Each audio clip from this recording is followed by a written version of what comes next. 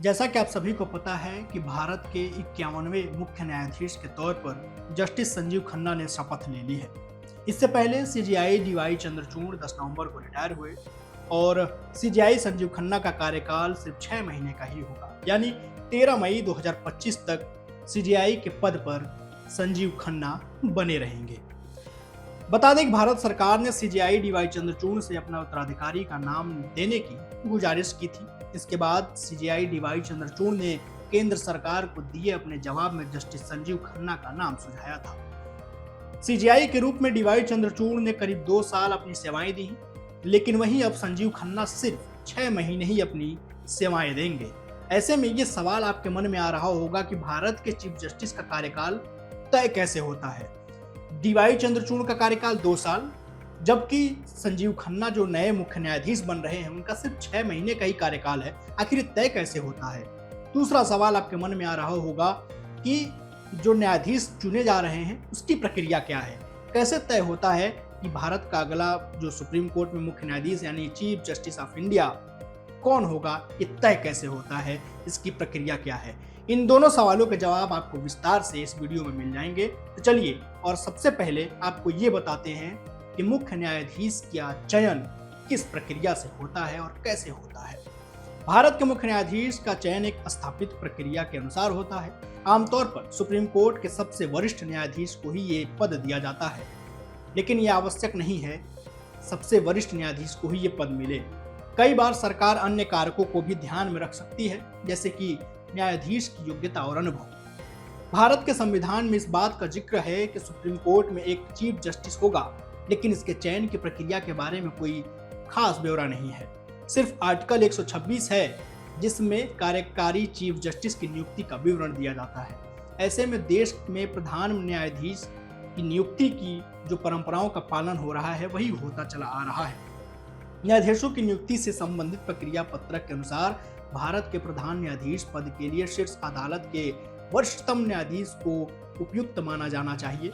वरिष्ठतम से मतलब उम्र नहीं, बल्कि सुप्रीम कोर्ट में सेवा काल से है। ये ध्यान रखिएगा कि वरिष्ठतम का मतलब उसके उम्र का मत लीजिए, उम्र से कोई लेना देना नहीं है। उसमें है कि सुप्रीम कोर्ट में सेवा काल कितना है।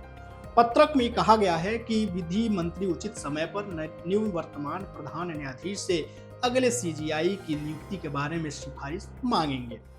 प्रधान न्यायाधीश यानी सीजेआई की नियुक्ति की सिफारिश मिलने के बाद विधि मंत्री से प्रधानमंत्री के सामने रखते हैं।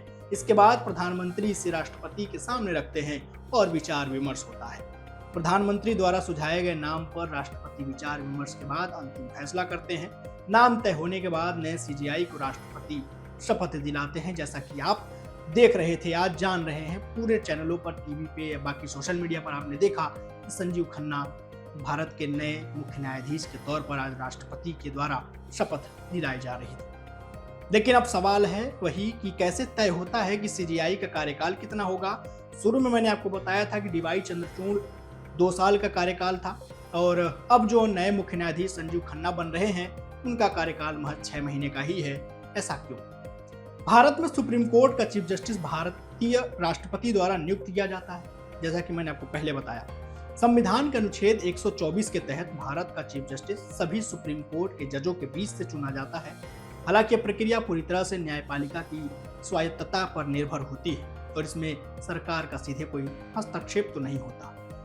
भारतीय संविधान के तहत चीफ जस्टिस का कार्यकाल आमतौर पर 65 वर्ष की आयु तक होता है, यानी जब तक चीफ जस्टिस की आयु 65 वर्ष से कम होती है तब तक वो अपने पद पर बने रह सकते हैं। सर्वोच्च न्यायालय के न्यायाधीशों की प्रक्रिया ज्ञापन के मुताबिक भारत के मुख्य न्यायाधीश के पद पर सर्वोच्च न्यायालय के सबसे वरिष्ठ न्यायाधीश को बैठना चाहिए।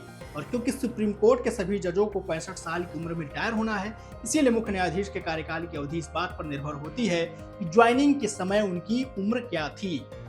अब इसको आसान भाषा में समझ लीजिए कि ये पूरी प्रक्रिया क्या है। उदाहरण के तौर पर, जैसे कि मैंने आपको बताया था, उदाहरण क्या, संजीव खन्ना का जो कार्यकाल है वो 6 महीने का, जबकि डीवाई चंद्रचूड़ 2 साल का, यानी कि 65 साल का उम्र छूने में मात्र 6 महीने ही लगभग बचा होगा संजीव खन्ना के, इसलिए वो रिटायर हो जाएंगे 6 महीने में। लेकिन जब डीवाई चंद्रचूड़ भारत के न्यायाधीश बने होंगे तो उनका जो 2 साल का जो टेन्योर रहा है, यानी इस बात पर निर्भर था कि वो 2 साल लगा, यानी उनको 65 साल होने में 2 साल का समय था, इसलिए वो अपना कार्यकाल 2 साल का उनका हो चुका था। लेकिन जो हमारे संजीव खन्ना अभी नए मुख्य न्यायाधीश बने हैं, वो 65 साल की उम्र लगभग 6 महीने में छू लेंगे, इसलिए उनका कार्यकाल 6 महीने का हो गया।